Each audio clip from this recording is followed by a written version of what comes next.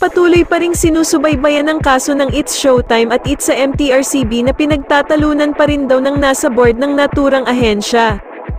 As of press time, ay inaabangan pa rin ang ilalabas nilang pahayag kaugnay sa kaso ng dalawang noontime show. Samantala, ngayong araw dapat ang kasunod na hearing na kung saan ay isasalang as witness ang dating Executive Vice President for Production ng Tape Incorporated na si Jenny Ferra. Pero dahil sa FIBA Basketball World Match, inireset ito ng Marikina Regional Trial Court sa August 31. Patuloy pa rin itong copyright infringement na kasong isinampa ni Tito, Vic and Joey laban sa Tape Incorporated at GMA7. Ipinapakansela nila ang trademark approval sa Bureau of Legal Affairs ng IPO-PHIL. Naglabas naman ng statement ang legal counsel na si Attorney Maggie Abraham Garduque kaugnay sa confirmation ng IPO-PHIL sa renewal ng trademark ng Itbulaga ng 10 taon, kaya nilinaw ito ni Attorney Maggie na patuloy pa ring ginagamit ng tape ang Itbulaga. Aniya, from the start, yan naman talaga ang stand ng tape, that tape is the prior registrant and the one in actual ang continuous use of the trademark Itbulaga. Pinagtatalunan pa ito sa korte, at patuloy namang nagbibigay saya ang mga nabanggit na noontime shows. Tuloy-tuloy ang patutsada ni Joey De Leon sa mga taga-Itbulaga at nagbabakbakan pa rin sa ratings. Samantala, sa kabila ng pinagdaraanan ng It's Showtime at ni Vice Ganda, hindi maitago ang kaligayaang nararamdaman.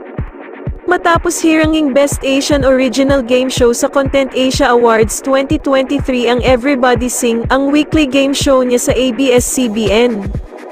Sa It's Showtime ngayong Biyernes, August 25, 2023, mahaba ang naging talumpati ni Vice para sa kanyang panibagong tagumpay. Panimula niya, "Thank you very much for acknowledging, recognizing our program. Congratulations sa ABS-CBN, congratulations sa Pilipinas." Medyo naging emosyonal naman si Vice sa bandang gitna ng kanyang speech pero halatang nagpipigil siya. Sabi niya, "Everybody Sing is such a very big blessing to me, to my life, to a lot of Filipinos, to ABS-CBN, and this award is such a very big blessing, a very timely blessing. Sabi ko nga, the Lord has been very good to me, the Lord has been so great. He's been sending a lot of blessings to remind me how lucky and beautiful my life is, how loved I am by so many people and by the Lord. The Lord has been sending me a lot of angels to remind me to just be grateful. Thank you very much for this, maraming salamat po sa inyong lahat." Dagdag pa ni Vice, alam daw ng mga mas nakakakilala sa kanyang napapanahon ang award na ito dahil sa kanyang mga pinagdadaanan lately.